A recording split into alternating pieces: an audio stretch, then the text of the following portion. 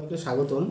তোমাদের যাদের উত্তরবঙ্গ বিশ্ববিদ্যালয়ের অধীন এমডিসি গ্রেট ইন্ডিয়ান এডুকেটর রয়েছে তাদের জন্য এই ভিডিওটি গুরুত্বপূর্ণ হতে চলেছে। এমডিসি এই সাবজেক্টের ওপর স্টুডেন্টের সংখ্যা কম রয়েছে, তারপরেও তোমরা অনেকেই কমেন্ট করেছো যে দরকার রয়েছে, যার জন্য এই ভিডিওটি নিয়ে আসা। তো দেখো, তোমাদের এখান থেকে যারা যারা রয়েছে, কয়েকজন গ্রেট ইন্ডিয়ান এডুকেটর রয়েছে, রাধাকৃষ্ণ, শ্রী অরবিন্দ, এপিজে আব্দুল কালাম, দয়ানন্দ সরস্বতী, ঠিক আছে, এদের সম্বন্ধে ভালো করে দেখতে হবে। তো 12 নম্বরের প্রশ্ন, যাদের জন্য আমরা দেখব ঋষি অরবিন্দকে, শিক্ষা সংস্কারে ঋষি অরবিন্দর ভূমিকা আলোচনা করো, ভালো করে দেখে যাবে।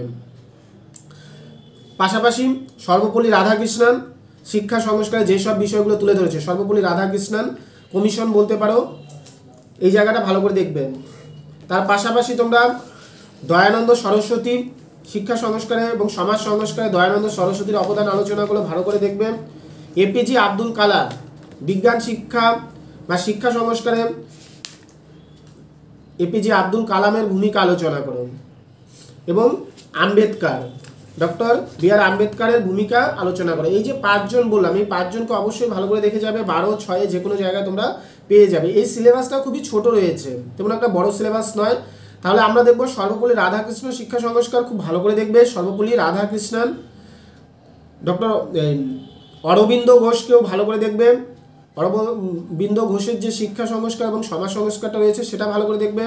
বি আর আম্বেদকর দেখবে ভালো করে, স্বামী দয়ানন্দ সরস্বতী ভালো করে দেখবে, এবং এপিজে আব্দুল কালাম খুব ভালো করে দেখে যাবে। এই 5টা প্রশ্ন তোমাদের 12 জন্য বললাম, সেটা 6 হিসাবেও আসতে পারে। এরপর 6 জন্য যেটা দেখবে যে সর্বপল্লী রাধাকৃষ্ণের গ্রামীণ বিশ্ববিদ্যালয় সম্পর্কে যেসব বক্তব্যগুলো তুলে ধরেছিল, ভালো করে দেখবে। এপিজে আব্দুল কালাম 12তে বললাম, 6এও আসতে পারে। এপিজে আব্দুল কালামের শিক্ষা এবং বিজ্ঞান বিষয়ে যে তার চিন্তাভাবনা, ভালো করে দেখবে। শিক্ষাক্ষেত্রে অ্যানি বেসান্তের অবদান, ভালো করে দেখবে। শিক্ষাক্ষেত্রে অ্যানি বেসান্তের অবদান খুব ভালো করে দেখবে। ব্রহ্ম সমাজ ভালো করে দেখবে। দয়ানন্দ সরস্বতী ব্রহ্ম সমাজ ভালো করে দেখবে।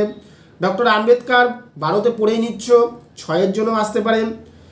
ঋষি অরবিন্দ ঘোষের শিক্ষার মূল লক্ষ্য, 12তে পড়লেই হয়ে যাচ্ছে। শিক্ষার মূল লক্ষ্য 6 পেয়ে যাচ্ছ।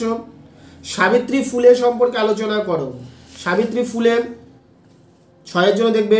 আর্য সমাজের বৈশিষ্ট্য 6 জন্য দেখবে, ঠিক আছে। আর হচ্ছে দেখবে, আপাতত এই কয়েকটা তোমাদের দেখলেই 6 জন্য আশা করি হয়ে যাবে, এর বাইরে থাকার প্রশ্ন নেই। এবং এরপরে 3 জন্য তোমরা যে প্রশ্নগুলো দেখবে, 12 নম্বরের প্রশ্নগুলো পড়লেই 3 হয়ে যাচ্ছে। যে সর্বপল্লী রাধাকৃষ্ণ যদি আমরা পড়ি, তাহলে সর্বপল্লী রাধাকৃষ্ণ শিক্ষার উদ্দেশ্য সম্পর্কে কি বলেছে যদি আসে লিখতে পারবে। শিক্ষণ পদ্ধতি সম্পর্কে কি বলেছে লিখতে পারবে, ঠিক আছে। ঠিক তেমনি আর্য সমাজ পড়লে, দয়ানন্দ সরস্বতী পড়লে আমরা আর্য সমাজের বৈশিষ্ট্য ভালো করে লিখতে পারবো। তারপরে আর্য সমাজের বৈশিষ্ট্য এটা আমরা লিখে দিতে পারবো। বিশ্ববিদ্যালয় কমিশন, যেটা রাধাকৃষ্ণ কমিশনের মূল সুপারিশগুলো কি, রাধাকৃষ্ণ কমিশনের সদস্য কারা ছিল, এটা ভালো করে দেখবে। রাধাকৃষ্ণ কমিশন কোন কোন বিষয়ে বক্তব্য তুলে ধরেছিল সেটা ভালো করে দেখবে।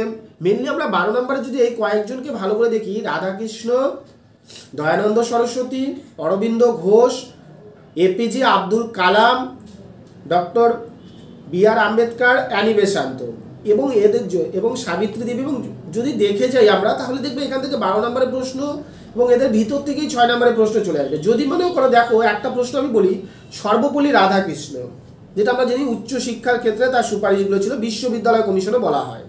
তো এই কমিশন যদি আমি 12 নম্বরে পড়ি, তাহলে 6 নম্বরে হিসাবে আমি গ্রামীণ বিশ্ববিদ্যালয়টাকে এখানে পেয়ে যাচ্ছি। তাহলে তো একটা প্রশ্ন বলি আমার 2টা প্রশ্ন হয়ে যাচ্ছে।